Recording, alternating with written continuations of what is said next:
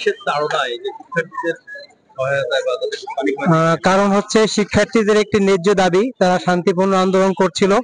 তো আমার সন্তানও কলেজে পড়ে, তা আমরা মনে করি আমাদের প্রত্যেক বাবা মার শিক্ষার্থীর অভিভাবকদের তাদের পাশে দাঁড়ানো দরকার।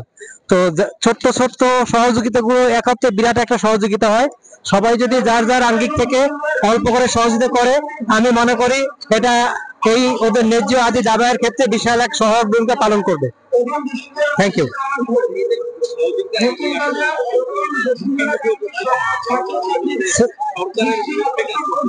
না, এটা সরকারের বিরুদ্ধে না, সরকারের পক্ষে বা বিরুদ্ধে কোনো বিষয় না।